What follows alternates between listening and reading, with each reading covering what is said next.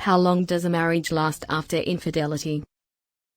An affair is the most devastating experience for married couples to go through, but after all the pain and sadness, couples have to move on. Some couples end up in divorce after an affair, and some chose to stay and work on their marriage. If you are one of those who chose the latter, it is important to know how to make your marriage work after an affair. So, how to survive an affair? Cut all means of communication and stop seeing your lover. Own up to your mistakes, stop the affair immediately and cut all means of contact with your lover. The unfaithful spouse should totally sever all means of communication from his or her lover to create a sense of security to the betrayed spouse. If a chance meeting happened or your former lover contacted you, disclose everything to your spouse and do not leave any details behind.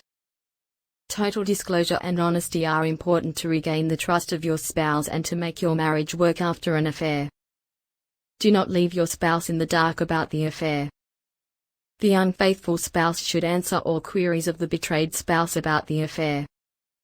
Couples will heal better if all the details of the affair are brought up in the open and the unfaithful spouse honestly provide all the details without holding back any secret. It is hard to make your marriage work after an affair if you will still keep the details of the affair in secret. Discussing and talking about the affair will eventually give the betrayed spouse peace of mind, leading to better healing to both of you. Show empathy to your spouse.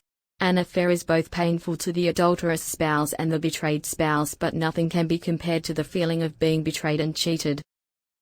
The healing process for the betrayed spouse may take time, and the adulterous spouse should show support and empathy to his or her spouse. The cheated spouse may get emotional and may still ask questions even after months or years the affair has ended, but you should be always ready to answer and show empathy if you want to make your marriage work after an affair. Click the link below to view part 2 of this video.